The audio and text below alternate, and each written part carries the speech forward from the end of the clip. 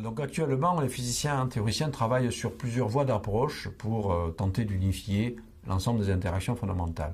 La théorie des cordes, on en parle beaucoup, mais ce n'est pas la seule.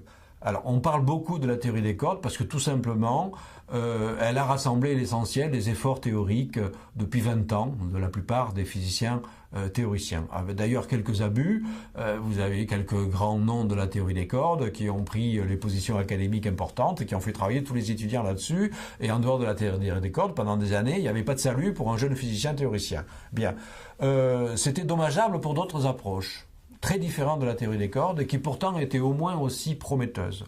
Alors moi je partage l'avis de certains de mes amis et collègues sur le fait que finalement au bout de 25 ou 30 ans de travail sur la théorie des cordes, on n'a pas tellement progressé. Voilà. En revanche, il y a au moins une autre piste qui se développe beaucoup aujourd'hui, et que je trouve en fait beaucoup plus profonde et beaucoup plus intéressante. Ça s'appelle la gravité quantique à boucle. Alors que cache ce terme un peu compliqué, en fait ça cache en fait une idée plus simple et plus naturelle. C'est la quantification même, quantification c'est-à-dire la discrétisation de l'espace et du temps.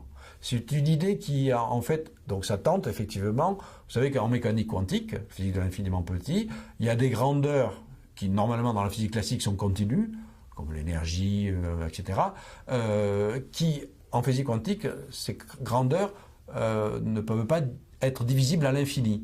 Donc il y a des quanta, des quantités minimum de ces grandeurs-là. Bon, c'est ça la physique quantique. On se dit que dans la relativité générale, eh bien la gravitation, qui est donc une interaction, c'est en fait une courbure de l'espace-temps. C'est une propriété géométrique de l'espace-temps.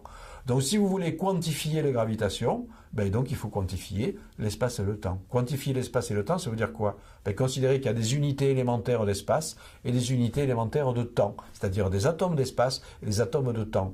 Ça change la perspective du tout parce que ça veut dire qu'on ne travaille plus sur un espace-temps donné, continu, etc., dans lequel éventuellement il y a des dimensions supplémentaires, des cordes qui vibrent, mais on travaille sur une texture non continue, qui serait donc des grains d'espace interagissant et par petits sauts avec des grains de temps. Voilà. Et cette théorie de la gravitation quantique à boucle ne fait absolument pas appel à des dimensions supplémentaires, mais fait appel en fait à un substrat discontinu de l'espace et du temps. Et aujourd'hui, les premiers résultats théoriques de ce modèle-là sont au moins aussi prometteurs, sinon plus, que la théorie des cordes. Par exemple, ça élimine les singularités, il n'y a plus de quantité infinie lors de l'effondrement gravitationnel pour former un trou noir, il n'y a plus de singularité au Big Bang, donc on imagine qu'il y a un avant Big Bang, avec un univers antérieur qui rebondit sur l'atome d'espace, au lieu de s'effondrer, et donne lieu à d'autres cycles d'univers, et tout un ensemble de résultats extrêmement intéressants. Voilà donc une autre approche alternative à la théorie des cordes qui, je pense, aujourd'hui est en train de prendre réellement de la hauteur et peut-être, je pense que ça, dans quelques années, ça supplantera peut-être la théorie des cordes.